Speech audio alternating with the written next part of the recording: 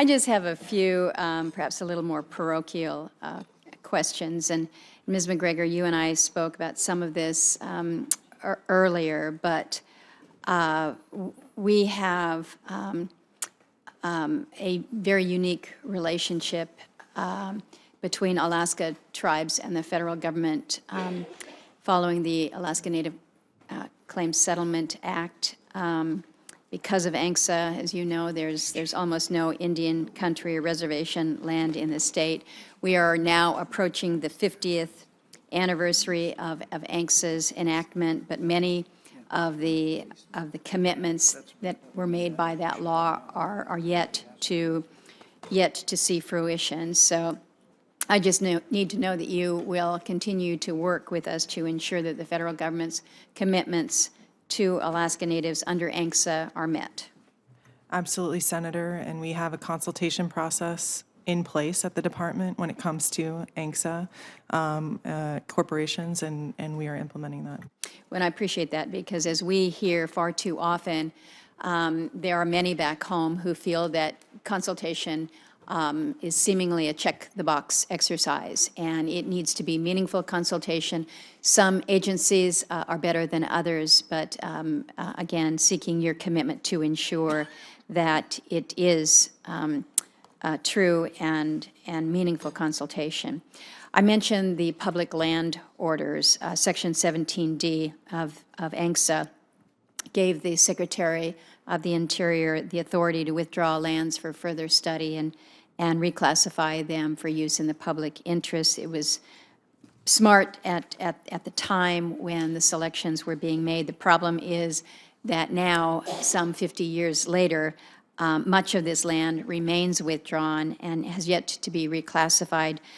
There have been some PLOs that have been lifted in this year. We appreciate that. We know that there's more work to be done. And again, I'm just seeking your commitment that we continue in that vein and work to complete some of these PLOs. Yes, we will work with you on those. Last one, and this should be a no-brainer. It just stuns me that we are still arguing, going back and forth. This is regarding the Gustavus Hydro Intertie Connection Project with National Park Service at Glacier Bay National Park. This is something that is so easy, should have been such a win-win. It gives clean, affordable energy to Glacier Bay National Park. It helps the community of Gustavus out. It is something that should have been done years ago. And I'm told we're always getting closer, but I need to know that we're going to keep this project on track and get this contract awarded. So if you can just make sure that is being bird-dogged appropriatly, Senator, it would be appreciated. Strong renewable hydropower is important to the department, and we will work with you on that. That's the first I'm hearing of this project, so I'll go Oh, dig it in. won't be your last. Lucky you. Thank you for that. I had really hoped I would never have to raise it again to anybody within Department of Interior, because again, it's something that we've been working on for a decade plus, and it really is a I wrote it small down. matter. Very good. Thank you. We appreciate that. We invite you out to Glacier Bay National Park. Mr. Danley, in the southeastern part of the state of Alaska, hydropower is everything for us. It's about half of our power generation, and we're proud of what we do and how we do it.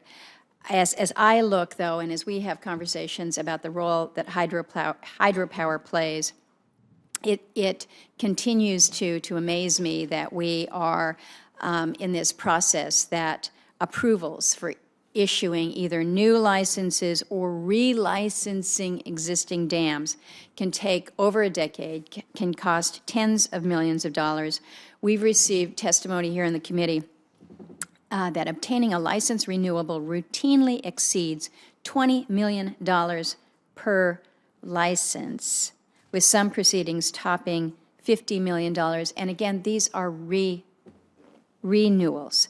And so, we hear in the committee that some of the costs and the delays are due to lack of coordination among FERC and the resource agencies, sometimes redundant reviews at the federal and state levels. So this is a matter that we're looking at critically here in the committee. And as an add-on to that, we've also had an opportunity to focus on hydropower pump storage and recognition that 95% of energy storage in the U.S. and globally, with 44,000 megawatts of proposed project before the FERC right now in the preliminary stage. So you're looking at a doubling of U.S. pump storage capacity.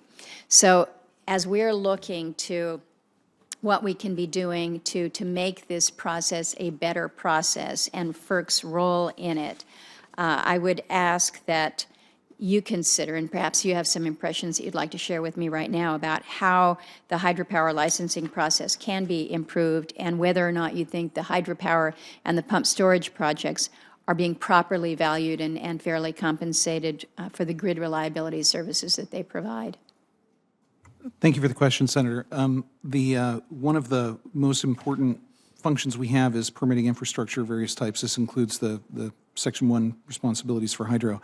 And it is absolutely essential that the Commission do everything it can to expeditiously review all of the applications that it has in front of it. It has been an ongoing issue that has been raised many times, how long it takes for hydro to be approved. And admittedly, part of that is that there have been historical frictions in getting coordination. Also, these are very significant projects that have there are dire consequences for bad oversight, and so the I's are dotted and T's are crossed. And that's just part of what's going to have to happen in any hydro licensing regime. But I am absolutely dedicated to the most expedient possible review of every application in front of us, and I would be delighted to work with you on that, should I be lucky enough to be confirmed. Well, I'd like to explore it a little bit more because, as you mentioned, that yes, some of these projects are really significant projects within their region. I'm taking it back to where I'm from, where we have smaller hydro projects that really should not be as challenging as they are, should not be as complicated and expensive.